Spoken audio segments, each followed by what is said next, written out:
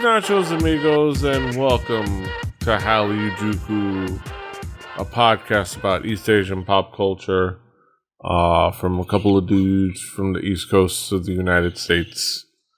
I'm Peter Rave. I'm excited for some things to talk about tonight. Here with me, as always, is my tag team partner, my partner in crime, my right hand man to my left hand side, Brandon Cooper, aka King Kaz. How you doing, Kaz? I am doing well. How are you, my friend? I'm doing good. I'm doing well. I'm here chilling. Of course, we talk about East Asian pop culture. Of course, we talk about, as we start off every episode, we talk about what's new, what's caught our attention since we last gathered. Yeah. So, Kaz, what's going on? So for me, 17 is on their comeback with their new mini album, which is "You Made My Dawn." And this is one of the songs from that called "Home," and I like it. It has a long wind up. It has like a really long wind up. Like it starts really slow and then it kind of does this progressive build thing. And it doesn't have like a really hard drop, but there's just something I like about this, and I kind of like 17 style. They've had usually at least one or two songs on all of their minis that have interested me. And then they've had a few misses here and there for me as a fan, but like I think they've just done like really quality work over the time that they've been around, and I think there's just more quality stuff from them. Yeah, I think it has a nice build to it, and it has a nice mood to it, and I think overall it works well. I think they perform well, and generally 17 is more hit than miss. So they're not always a hit, and I think they're pretty consistent. And I think this is an example of that. It's nice. I haven't full on bought into them, which is like I'm not like standing 17 in any way. It's just I like 17. It's like whenever I hear them, I'm like, damn, I like that. I like what I hear from them. And it's just kind of one of those things where it's like. Not wielding a fan light yet for 17, but it's definitely something that is catching my attention more and more whenever I pay attention to 17. And I definitely like them, but it's just they haven't super duper won me over yet, and I don't know why. Yeah. But all right, moving on from 17, we got a bit of a collab project here. There's a lot of names in this. Young B, Y, Hanyo Han, and Gilly Boy. So this is kind of a collaboration of a bunch of new artists between Dingo and Indigo Music, which I think one label is Gilly Boys, and the other, if I am correct, is I'm trying to find it. I know it was in here and I can't find it, but it's just kind of a bunch of young artists that they've put on this track produced by Gilly Boy, and I kind of like the sound of it. It's not any award-winning kind of thing, but I think it's a fun like introduction to some of the young talent on these two labels. Yeah, I think it's interesting. I think that there's a lot of it that works. It's very much like it's trying to emulate a style, for sure. Yeah. It's trying to emulate it very much. It's trying to emulate lean rap, but basically like, and I think it's interesting in the way it does that. Juki Y, I think that's how or Juki Way, or Juki yeah, I Y. think so. Juki Y. I think that's which I will say, right? So she's the female portion of this song. If this song was just her, I think I would like it more. Yeah, because her part is weird in a way that's kind of like endearing. Like, yeah, and it's fun, and it pushes more towards fun than some of the rappers do. I think the last a couple verses in this song are really good, but there's a middle part that I can do without. It's yeah, it's like it's kind of ebbs and flows. There's some ups But you're and gonna downs. have that on these kind of collaboration projects where you're just trying to kind of put people out there. Yeah, so I think it works. It's an interesting showcase. Yeah.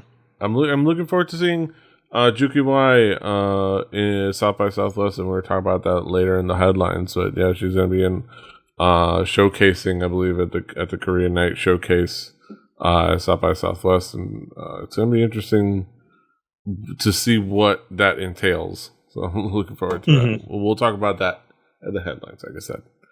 Yeah. All right. So last but not least, coming out of me is a song by Key. And if you guys are not familiar with Key, Key is one part of Shiny. And he's been doing.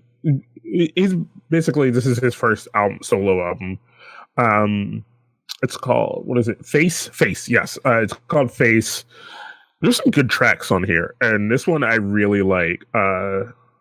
With some verses and flows by Crush as well. And there's some other good features on this album as well.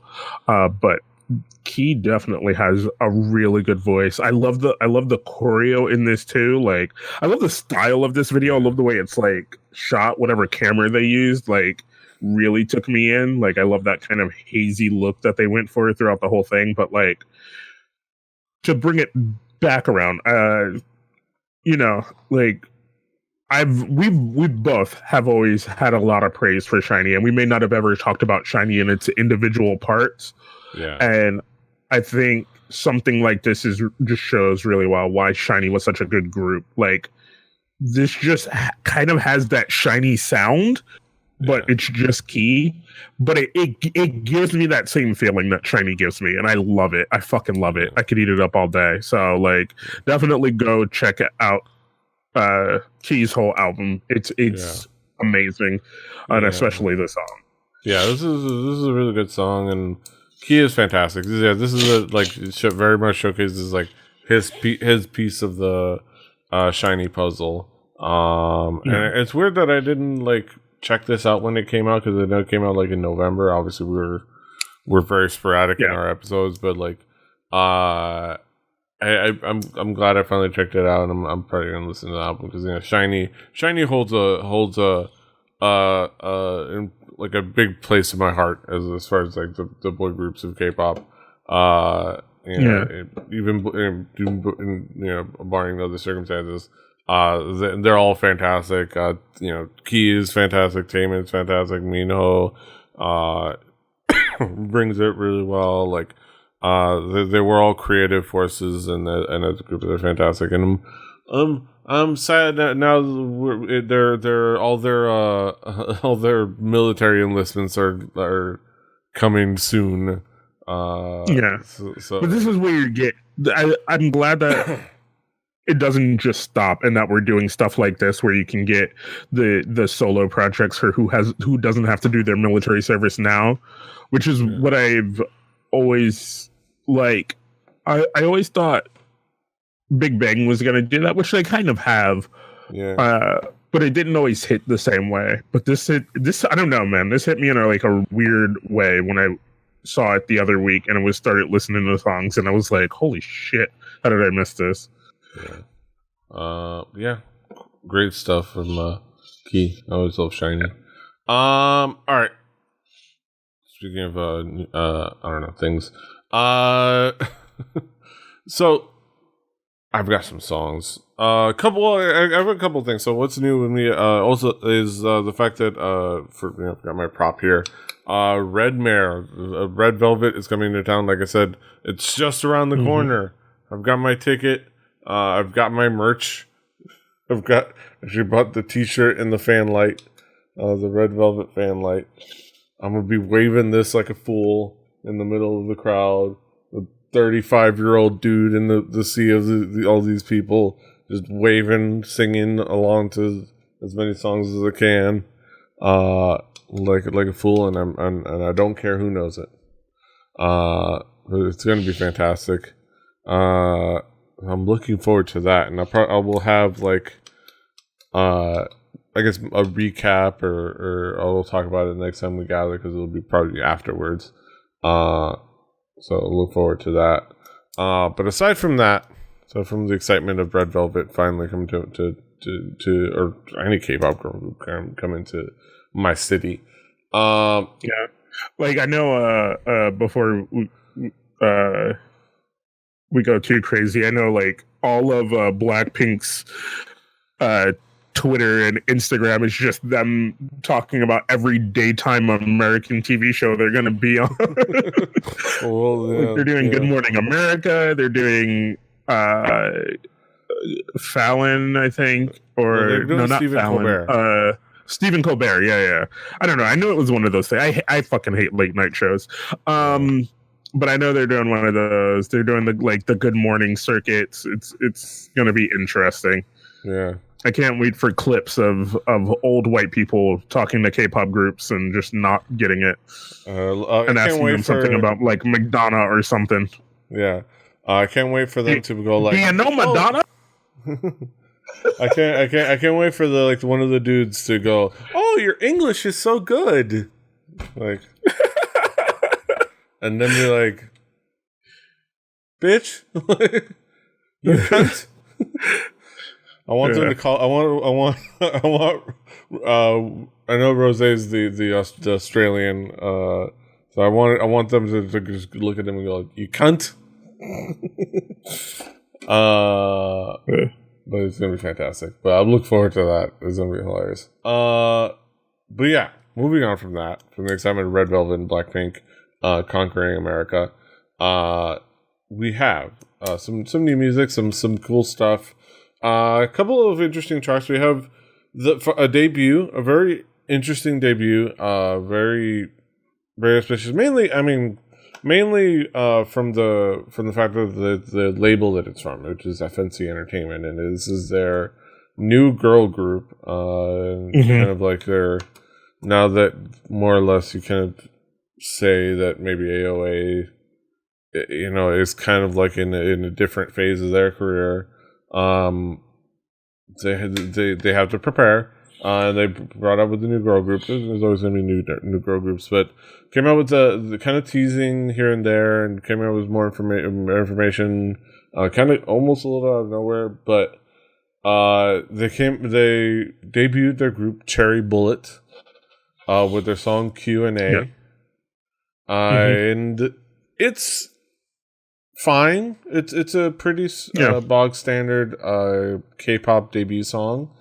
They're very much like, I think the commentary that's been around. I actually like that they've been hedging their bets almost thematically. Like they've kind of like, it's not cutesy, it's not girl crush, it's not sexy. It's kind of like just a little bit of everything. It kind of almost hedging. It's a you're not sure where they're going yet. You know what I mean? Because like they do a little bit of like outfit matching, which is usually more towards the cutesy kind of schoolgirly thing, but then they're kind of all wearing different outfits. Not like you said, it's not super sexy. It's just kind of like, huh?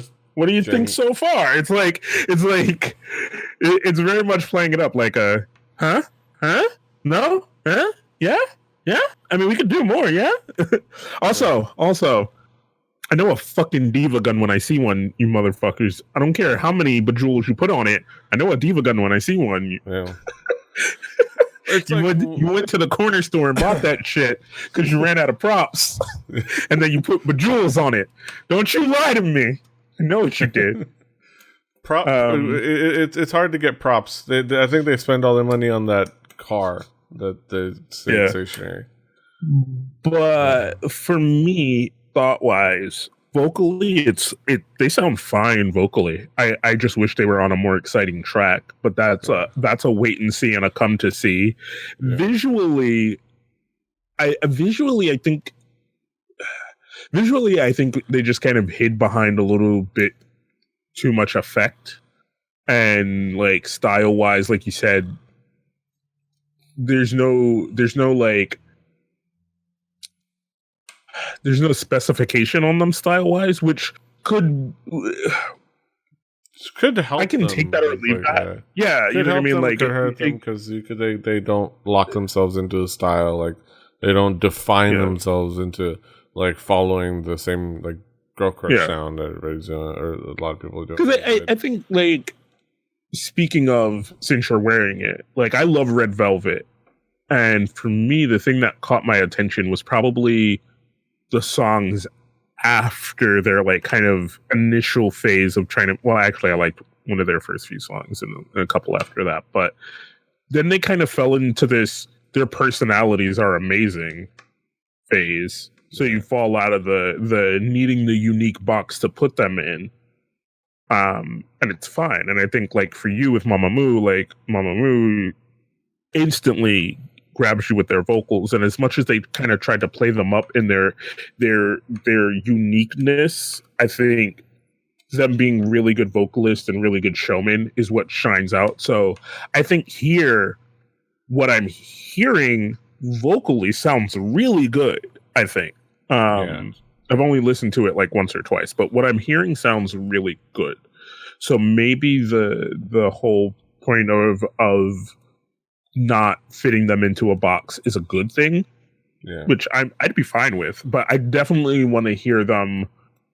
I need them to hit those like bangers, those twice type tracks. You know what I mean? I need them to hit that yes or that da or something like that. I need them to have one of those, or an ice cream cake, or something like that, or an some like a good quality AOA track, if anything, like like a Sapun or something like that. Something on that level. There's something that stands out. But it's the key thing is that from what we hear, it's promising. From what we have here is promising, and we look forward to what they have going forward. Moving on, so a new track from Tiffany, now fully Tiffany Young. She's kind of ramping up into her upcoming EP release. That's also going to like parlay into like a little showcase tour, which is interesting. So I'm looking forward to that. But she released a track she released a track in the anticipation of that. And it's called Born Again. And again, this one, it's fine. It's nice. I think she sounds really good. Her voice, I think, fits the song really well. I think like that there's a lot to like about the how the song is paced, how the song kind of like is structured. I think what somebody I don't know how, because I'm not as familiar with like the music, but somebody kind of like summed it up a little bit as like Ariana Grande light, in a sense, which I can see how that's a well you kind of like pull from. But I think it's fitting for Tiffany's voice, who, if I'm gonna be honest, if I'm gonna get Ariana Grande's music from Tiffany's voice, that's a plus for me, because I much prefer listening to Tiffany's voice than Ariana Grande's voice, if I'm being honest. But I think it works well. I think it's a nice song, and I think it mainly makes me hopeful for like the next step and especially the EP. I don't know, what do you think? It's a middle album track. It's not like a hot single. It's very middle track. That's what it sounds like. It just sounds like the middle track of an album where you're just kind of like, oh shit, I've been listening to this whole album. What the fuck? like you're like 6 songs deep and you're like, oh shit, I only meant to listen to that one track. All right, whatever. You know what? Fuck it. I'll listen to the whole thing. Yeah. It's not bad, but it's not like you said, it's not the greatest thing, but it's definitely, I think it's good for her voice, it's good for her vocal, it's good for her visual. It does all the things for her for what she's presenting well, and I think that's where it needs to be. And yeah, I'm down with it. So I'm looking forward to more things from Tiffany. So this is a good sign of that. But moving on, the real banger for me, I'm just gonna say it. We have CLC. They're once again in the zone. CLC are back. Cube Entertainment has not abandoned them, which is fantastic and exciting. They came back with their song "No" for their mini album number 1 or No One, depending on how kind of you want to interpret it. But this song is fantastic. I'm thoroughly enjoying this song. It's a little bit unconventional as far as like the hooks and as far as like it's not the 4-minute sound that they were on. Like it's not the 4-minute. This is more Black Dress than it was Hobgoblin. Hobgoblin, which is nice. And I think going back to what worked with Black Dress, which was another song that wasn't 4-minute but was a little bit stronger and a little bit more fierce, and had a nice like diverse sound. It works for them, and I think that they're like, they're kind of in a weird place where they are trying to kind of they've been trying to find their style and their sound. And I think this is what works for them. This like strong, confident song that is a little bit different as far as like structurally speaking. I do love that it was co-written by G-Idol's Soyeon. So like now I guess Soyeon is not just the G-Idol creative powerhouse, but she's going to be writing songs for all the Cube Entertainment. I'm looking forward to what songs she provides for Pentagon in the future. I'm also looking forward to seeing how she buys with all her songwriter credit money. All them royalties. But no, I like this, right? So I didn't think I was gonna like it, but I actually like this. I like the build up. I like the drops. I like the hype. I love the vocal thing that they're doing here. I love the way that like kind of the I don't know. I just like it. It works like you said, right? Like, and I kind of thought like Hobgoblin was a really strong. Like that was one of their first songs, right? Like, they've been around for. There was one of their like. They've been around, so they had like a couple songs before that, but they were just kind of like this, like, this group that was like doing this cutesy thing, and then it was like Hyuna decided, well, you know what, I'll save you. Yeah. So Hobgoblin becomes like their standout. And then I feel like the thing is everyone else at Cube doesn't know what to do with them. But it seems to be whenever you mention somebody else kind of putting their fingers in it who is better at these things is when they stand out, right? So like Hobgoblin stands out because it's that direction by Hyuna and kind of taking that 4-minute sound and putting it here, and these girls emulated it really well.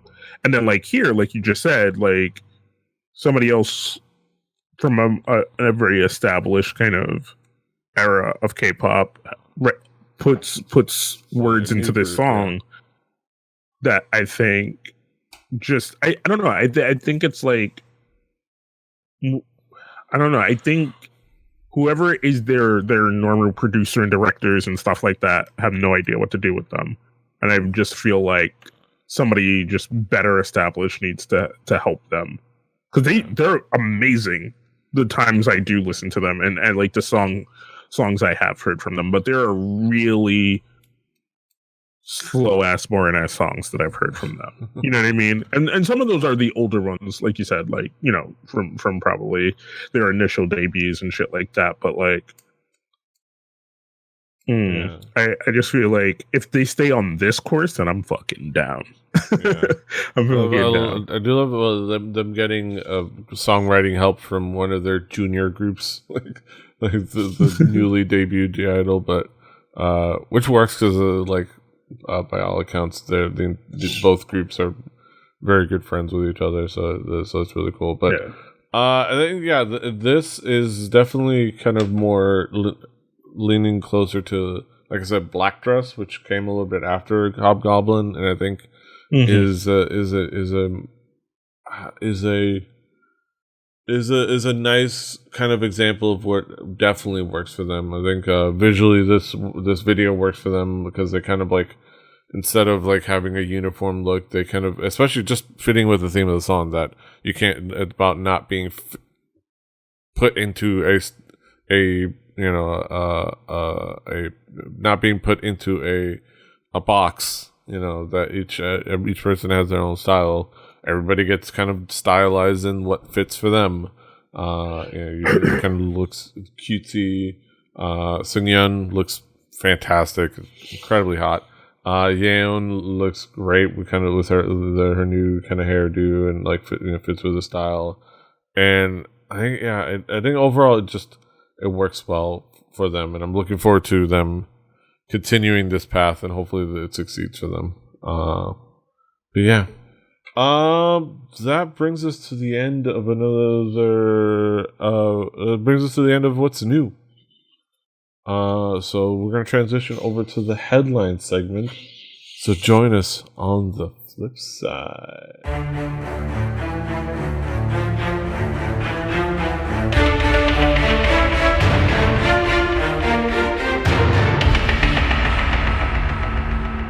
Welcome, ladies and gentlemen, to our headline segment, where we talk about topical topics in the world of East Asian pop culture, things that are going on, things that are happening, things that having are a moment. I think my lights are uneven. Let's get down to it. So, some exciting stuff.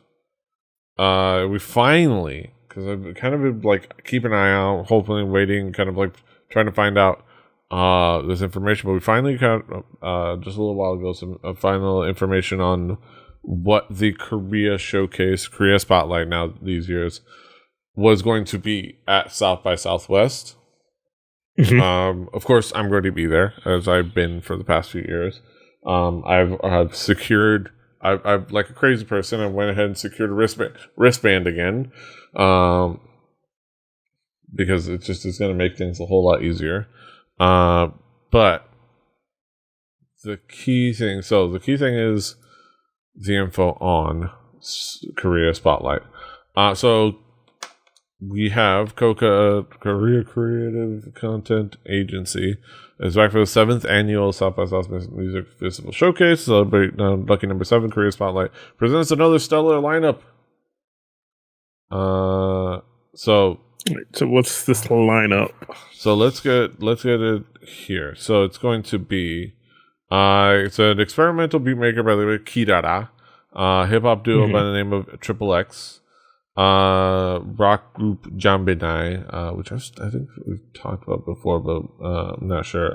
Probably not. Well, we might have, but I'll look into it.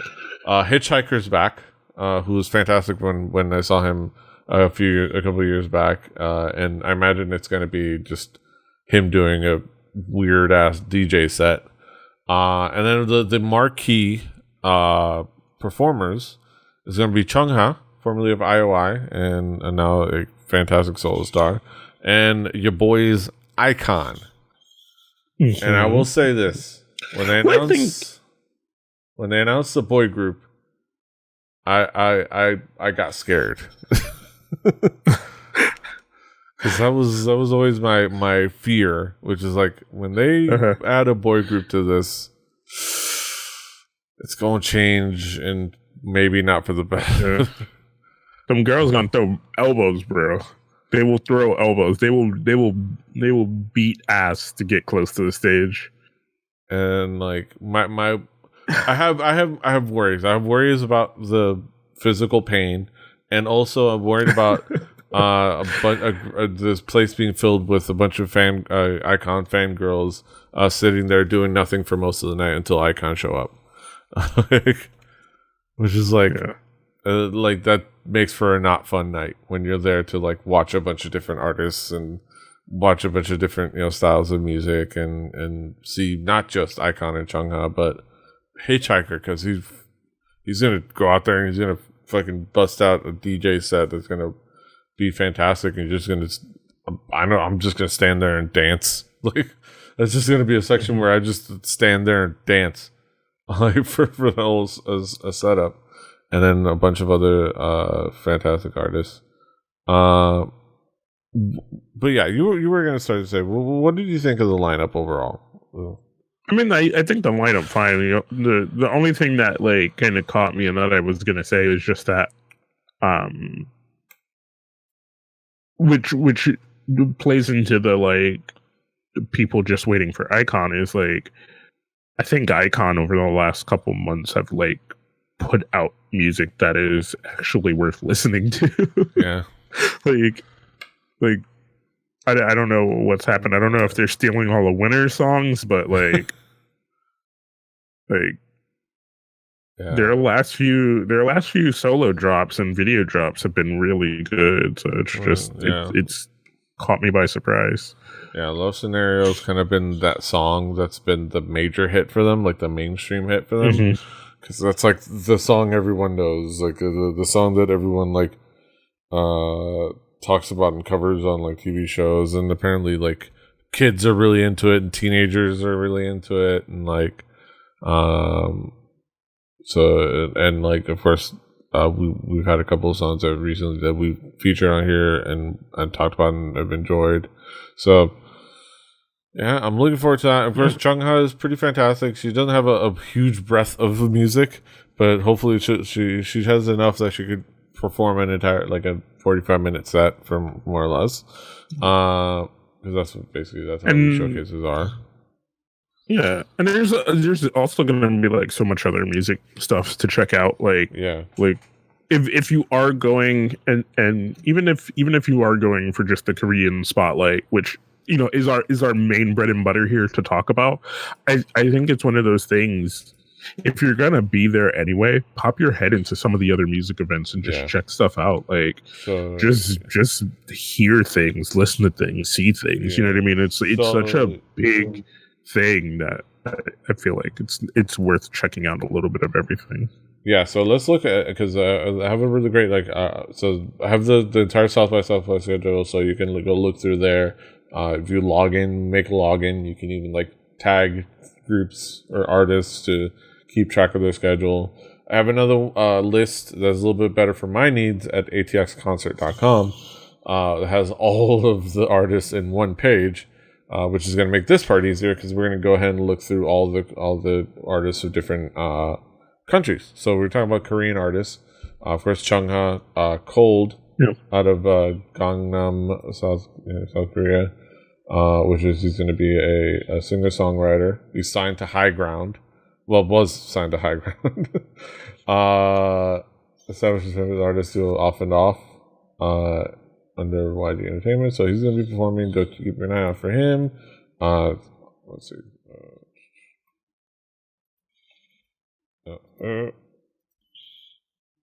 I broke everything. So not to get to belabor the point, but of course we have Cold, we have Hitchhiker, we have Icon, we have Kirara, as I mentioned before, Triple X. We have Juki Vai, who we just talked about.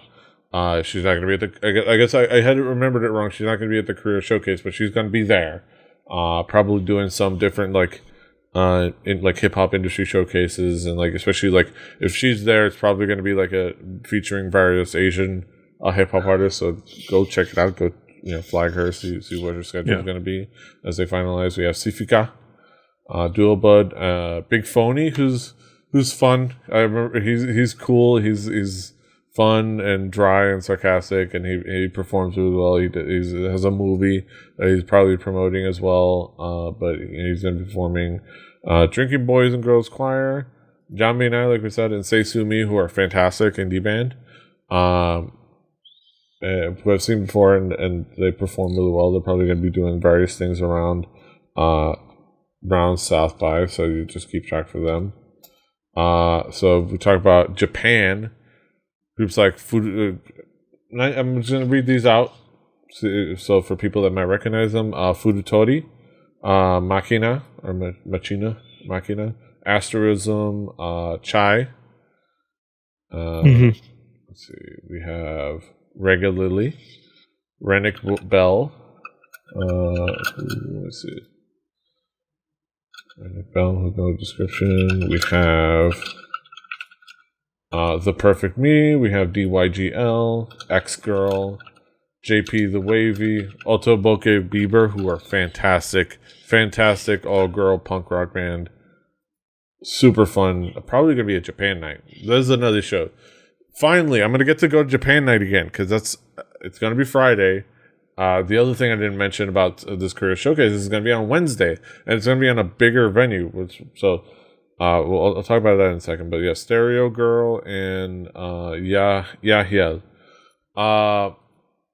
Yeah. So the other thing is gonna be on the Wednesday, the March 13th. It's going to be at a much bigger venue. The last couple of years has been at the Belmont, which is fantastic. I'd say the one sad part is that I think we're going from an outdoor venue like the Belmont to an indoor venue. We're not going to have what was the cool part of the Korea Showcase, which is everything happening in kind of like in the open Texas air while you're kind of like chilling, listening to music.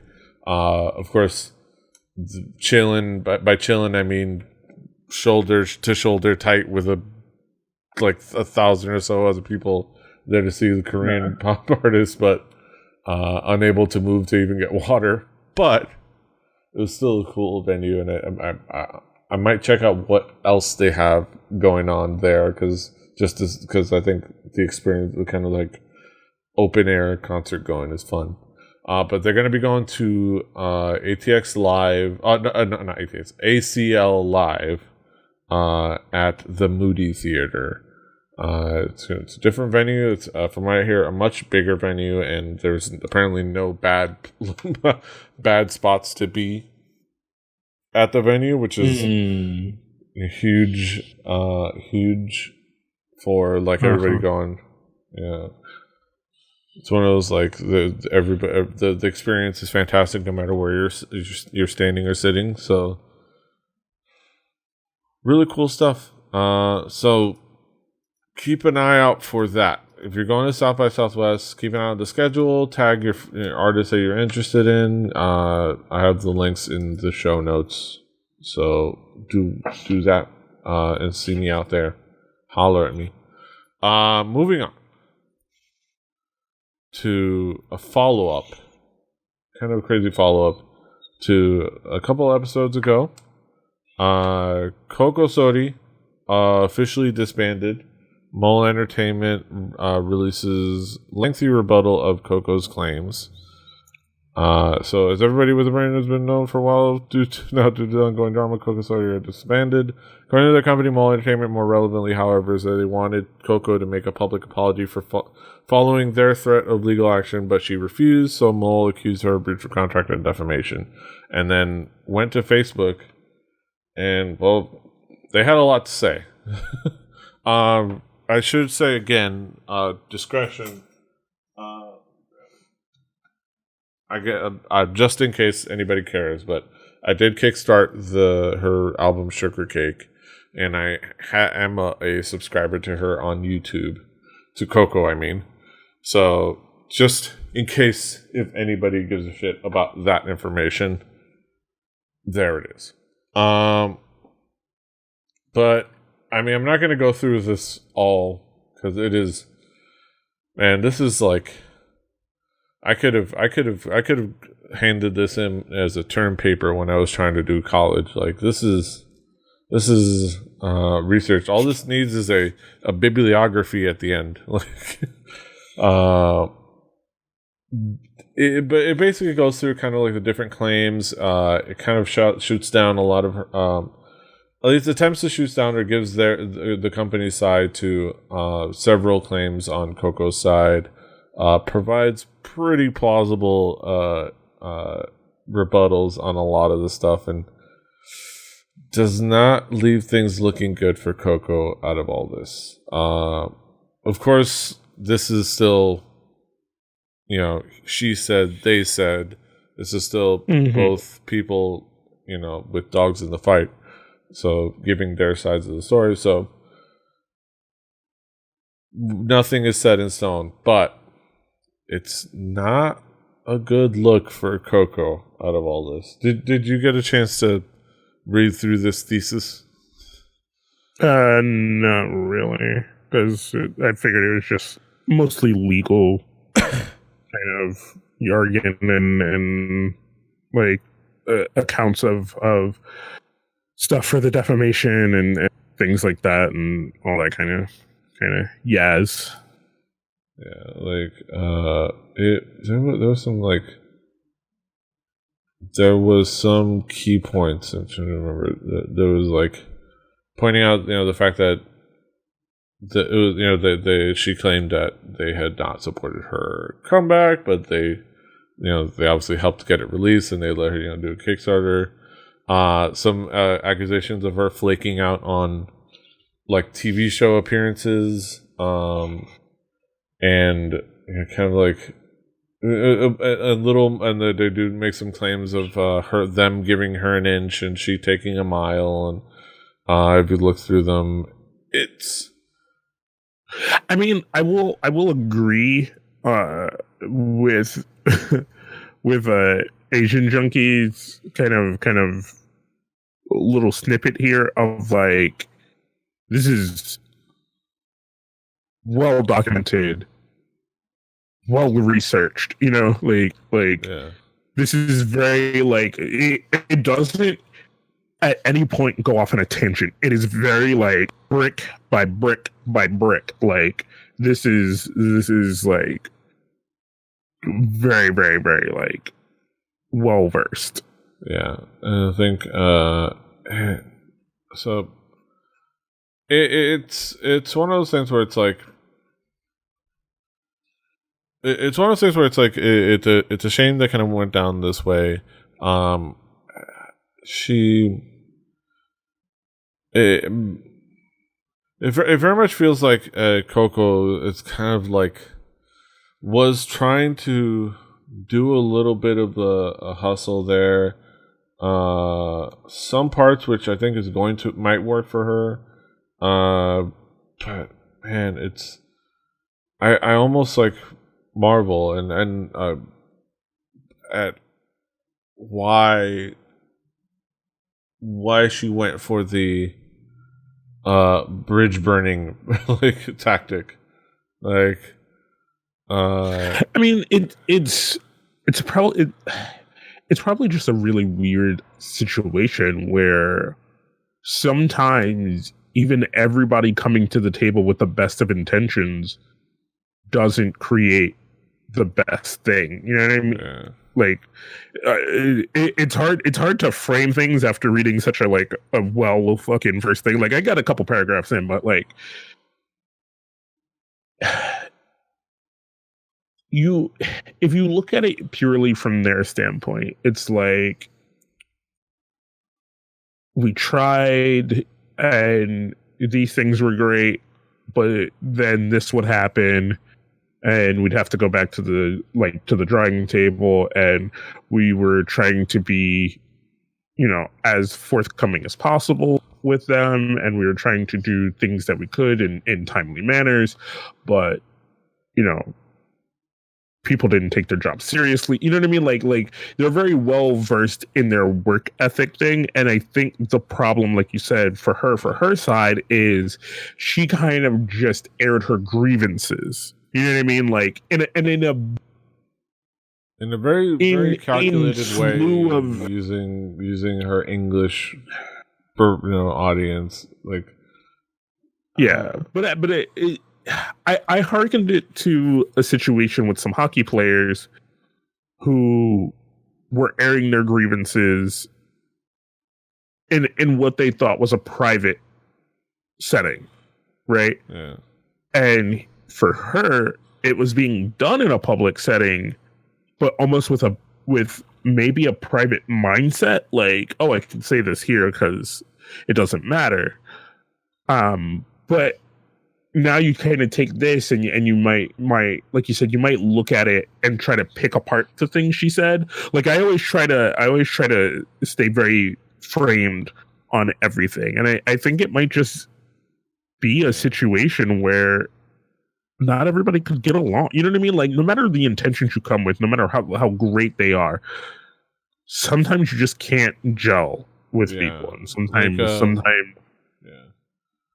So a couple of things, like even so, in addition, Coco in the statement, in addition, Coco's course of contractual violations has created a number of conflicts between two of major broadcasting stations in Korea and the company. Her decision of choosing her personal YouTube channel schedules over prearranged broadcasting programs offered by the company is one example. Coco's rationale was to follow where more money flowed, even if it meant overstepping what was agreed on the contract. As a result, the company not only had to repeatedly apologize to the TV broadcasters, but also involuntarily was forced not to reschedule her in TV broadcasting shows anymore in order to prevent possible scheduling accidents in the future. The company never filed grievance against Coco's contract violations and said, "We continue to support her career as an entertainer by providing a manager, transportation, relevant expenses." Things like that. I think it almost sounds like a situation of somebody who in Coco's framing, right? Who's trying to hustle, who's trying to, and not in a bad way. Not I don't mean hustle in a bad way, but like, oh, there's this opportunity over here. Yo, let me try to grind on that opportunity. But when you're with a management agency who has deals and partnerships and things like this, and they're like, well, have a deal with them. You know what I mean? Like, yeah, that is a great opportunity for you, but that makes us look bad. And probably on her framing and her mindset, like, yeah, but it's a great opportunity for me. Why would I not take that? You know what I mean? Like, and maybe that is where the gelling doesn't happen. You know what I mean? Like you look at an opportunity and you're like, well, yeah, I want to take that opportunity. It furthers my career. Yeah. But when you have people whose job it is to further your career and you overstep the jobs that they're doing in the background, sometimes when they don't tell you what they're doing, because it's like, well, I don't want to, it's very weirdly, it's like, yeah, if you've ever followed a YouTuber who you think they run their channel, but they work for like, there's a background company that helps them with their advertising and helps them with like whatever stuff they have, and then they're like, oh, I have this thing, oh well, I can't talk about it, but you know, there's a thing coming up on the I can't say anything about, like, it's a situation like that. They secretly work for Full Screen or some shit. Like, yeah. Like I was saying, like you have things you want to say, but you're like, wait, can I? I don't think I can talk about that. Wait, like so there's a meeting on Tuesday about it. You know what? I'm not going to mention it. The more direct analogy I would say is, we talk about on Rooster Teeth. If you talk about Achievement Hunter, like it's a bunch of personalities on Achievement Hunter. They all work there. They're all Rooster Teeth employees, but pretty much all of the core members that are the Achievement Hunters all stream when they go home. Like Jeremy Dooley, Ryan Haywood, they all have Jack does. Alfredo obviously does. He's like, he does his things. They all stream, but after they leave the office and when they go home, they still have a job. Like, obviously they have streaming, and that's building their personal brand, and they have things, and they have fandoms just circulating on that, but they still have a job. Like, they still go in the morning at some point and go to the office in Austin, Texas, and do stuff at Achievement Hunter because that's their job. Except for Gavin Free, but that's just because he's got other things. Well, man, this is a really weird analogy we're on, but in of this analogy, you take somebody who also worked in that setting, who was a guy named Ray, Ray worked in that setting with them and did the same thing. He would go home and he would stream, but he also created a streaming channel for them before they decided, like, oh, streaming's a thing, an option we can have. And he had a lot of control over the stuff that they did for stream. But when it became a thing that was run by the company, he was a little annoyed by it. You know what I mean? Because it was like, oh, I had all this control over this, and it was great, and it was something we could do that added, value to the fans. But now it's a company controlled thing. You know what I mean? Yeah. And it became more annoying of a thing. And he was like, I in myself could just do that, and that's what he did. He left the company to just stream because it was a better opportunity for him. It was he had better control over over the things he got to do. He didn't have to wait for a yes from a yes for a yes from a yes for a no. You know what I mean? Like, it's like, oh, can we do this thing? All right, well, I got to ask this guy, and this guy has to ask this person, and this person has to ask this person, and then these people have to have a meeting, and then if all of them say yes, then we can think about it. Yes. Yes, and then but here's the thing: on all that, around all that, and based off all that, before he left, he still showed up to go to work. He still showed up to work. So like, even he, like, he had issues of like what was going on with his job. He still showed up to work, and then he left and he said goodbye, and then he moved on to his career. But like, while he still had a job, while he still was employed. You know what's a better analogy for us, for K-pop fans, is Amber right now, right? Like Amber got into a situation where there was obviously a coming to an end of the group that she was in, right? But still fulfilled those contractual obligations up until the point where she could be like, okay, I no longer want to do another contract with you guys. I'd rather go out on my own and do things. You know what I mean? Like, it's you have contractual obligations that you have to. I think she's still technically under contract. I don't know if they've officially parted, but like, yeah. But it's you have obligations to fulfill as the job is, right? So you work within your confines as best you can. But yeah, you can, like, I hustle. You know what I mean? Like, I'm all about the fucking hustle. Fucking hustle.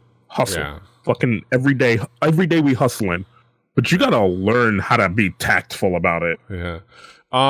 So it's a lot of things back and forth, especially with kind of her saying a lot of things about how she was treated, and where like there's dispute with her telling of events. Even here they talk about how, well, obviously we didn't tell you about Sori's comeback, but we also didn't tell Sori about your comeback. Like, we figured you were two separate artists, that it was none of anybody's business but the person who were working on it, especially when they weren't sure. We weren't going to announce it to the public, so like, there was no reason to tell you about it because we weren't ready to announce it. So, which is understandable. Again, she said, they said, and then like, what was the other thing? It's one of those, like, off of that. It was the other point that I was going to bring up. I forget, but I think at the end of the day, it's going to be what we're going to have to wait and see what happens. Basically, off of this, we're going to have to see what happens. There's obviously one of the things that, like I've always said, I always, I've historically leaned towards the artist as opposed to the company. Obviously, we generally do. And even then, like, even with this, I'm not going to sit here and go, oh, Coco's canceled. Drive her out of town. You're canceled, and like, you're a snake, and I'm not like. It's like, and people are, and like a lot of people on the internet. I don't know if you know this, but a lot of people on the internet will get to be really emotional about things. But there's been a lot of eagerness in both directions, to want to, like, with each, like, revelation, to want to dunk on the other side. Mm-hmm. Like, people wanted to dunk on the company. It's like, oh, this company's terrible. And then with this stuff, it's like, oh no, Coco's a snake. Let's cancel her. She's out of this industry. Boo, boo this woman. And it's like, okay, or how about we just say, wait to see what happens? Like, there's probably like, the way on balance, it looks like it's an ill-advised air grievances by someone who probably didn't have as much of a leg to stand on as she thought she had. But of course, we're getting all this from the company, who has a vetted interest in getting their narrative out there as well. So, like, we're not getting, and nothing is coming from a vetted third party. This is, everybody has a dog in the fight, and everybody can say what their side says. So, like, we could infer some things and we could lean towards some things, but it's not, we have no reason to want to just dunk on anybody or cancel anybody or want to get too eager behind, attacking anybody on either side. And one thing for this argument is that it's definitely an argument between Coco and the company. One person who has nothing to do with this, only by tangential, connection and, anecdotal, by just being there, but really has nothing to do with this and shouldn't be attacked or gone after or involved in this whatsoever, is Sori. Because no one has yet to claim, Coco hasn't claimed, the company, nobody has ever yet to claim that she was behind any of this, she did any of the things. All she did was show up, want to be a singer, a dancer, want to be an entertainer, and do a really good job at it, and be slightly more marketable than Coco. That's all she did. So nobody go after Sori. Nobody. Stop it. I think that's it. That's all that I have to say about that. And that's all there really is to say about that. So we'll wait and see. Good luck to everyone involved. All right. Couple of last quick things. There's a lot of links, but mostly quick things. We'll talk about the fact that we've gotten some teases from JYP's new group ITZY. I still don't know how I feel about the name, but the styling looks good, and kind of the feel feels good. The main thing that's intriguing is this paired with some rumors that Jun Somi is going to debut sometime in the second quarter of this year, somewhere around March, April, and mostly just because I think about why she left JYP, and I'm I wonder if I wonder. So there's been a lot of speculation about if there was a lot of rumors that there was going to be a 16-2, a season 2 of 16, what Made Twice, the show that Made Twice. Yeah.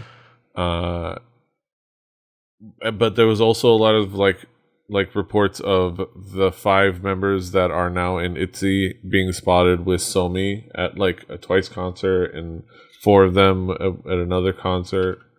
So it seems like it was a decided group to begin with. And the only reason I bring this up is I kind of wanted to I was looking at that and I was wondering, and it's I wonder if there was going to be a 16-2, for the visage, the just for the pomp and circumstances, where they get back around to the group they were deciding anyways, because it's reality TV. Of course, things are pre-decided and predetermined. There's nothing wrong with that. But that they would go, just have a survival show where they end up with the group that they already wanted,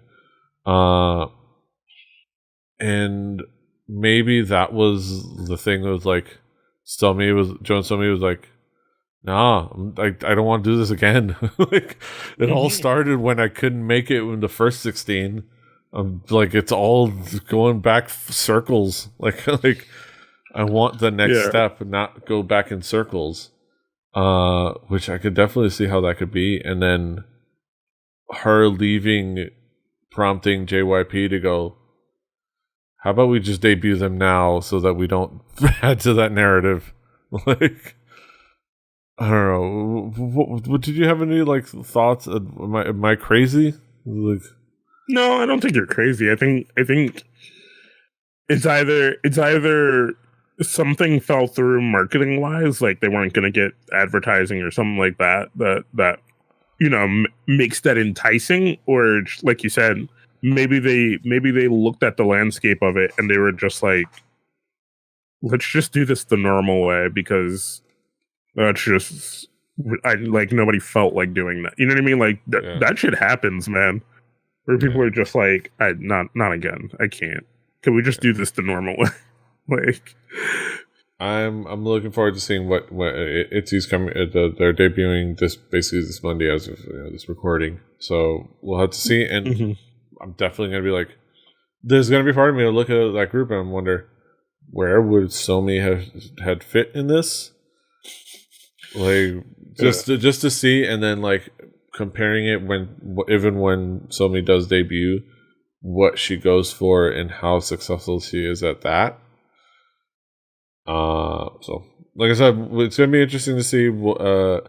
Just like I'm cautious when it comes to someone who I think is a girl group member more than she is a solo artist. But I also don't want to ever want to poo-poo on people gambling on themselves. So I don't know. That being said, all right, moving on. Brown Eyed Girls are coming back. 4 years. I just want to talk about this. There's nothing really to dwell on. I just want to kind of like finish off the episode on a really high note. Brown Eyed Girls are coming back. So in some more surprising news, Brown Eyed Girls were reportedly making a comeback. And actually, this is now we can call this is what you call a comeback. This is what you call a comeback. In the first half of 2019, their first in 4 years, the members have dropped hints about this, but many groups give fans lip service. So seeing what's actually happening is definitely cool. It's according to group a report by Sports Chosun. And I also included Miria's interview with Grace on Grace's Crazy Grace on her YouTube channel, because she mentioned it. That's the first hint I found out of her mentioning this. The possibility that they were going to come back this year. So she just said it and I was like, what? And then like this report came out. So I'm excited. Brown Eyed Girls are pretty legends. Like, they're yeah. You know what? At this point, like, we want to call them legends. You're hesitating to say that, but yeah, no, you can say it. It's true. Yeah, like their music has been legendary and fantastic. Like even just like that last comeback was fantastic. Like, I remember like they pointed out like the songs that were the part of that, and I was like, those were dope. Those are bangers. And that was like later into their career, and now we're gonna have more from them. It's just fantastic. Are you as excited as I am? So my excitement is on hold because I need it to be real first. Yeah. I need it to happen, and then once it actually happens, I'll be excited. But like, it's very like a okay. I'm gonna keep my eye on that video. We gotta wait till we get that teaser video. Then we'll. Yeah. I'm looking forward to it. Brown Eyed Girls, fantastic. Yeah. All right, that bit of good news dropped. Now we get to the end of another fantastic episode of Hallyujuku. Kaz, What's going on in your world? What's going on in your neck of the woods? Sports odds and ends. We're probably. I mean, there's no way around it. We're probably going to talk about the Super Bowl. Yeah. That was a shit fest. I haven't told, but I think I'm gonna frame this as maybe one of the worst Super Bowls ever. And in that, I'm not only talking about just the game. I also mean everything surrounding it. Very SB Nation style, fucking like the worst Super Bowl ever. If you've ever seen an SB Nation, this is what I drop on JVZ on the next Sports Odds and Ends. So tune in for that. Because I think there is just a cavalcade of things that might make this the worst Super Bowl ever. So there's that for Sports Odds and Ends. Definitely always check out DKG Whelp. We're trying to come in strong on season 3, as I've just decided to randomly start dropping when new seasons come. You never know how many episodes you're going to get in the season, so you know it just is what it is.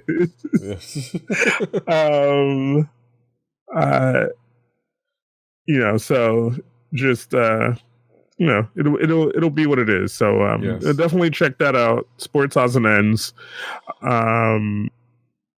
And then Vegas is coming up. That's a thing that's happening. And I'm going to conventions again, so that's a thing that's happening too. Look out for that. For get more stuff from that at King Kaz. We're both going to Vegas, so that's gonna be fun stuff. We'll do stuff there. Well, don't you know? He's at King Kaz. I'm at PD Rave. The show is at Hallyujuku. Kpoppodcast.com is a great way to share with people, or just Hallyujuku.com. Rebelly.net for this and other shows. Rebelly TV on YouTube. Do all the things. Subscribe, like, share, do all the things. Until next time, hasta los huevos. Give it to me straight, doctor. Season your goddamn chicken. Annyeong. Fighting. Why, I think you're crazy.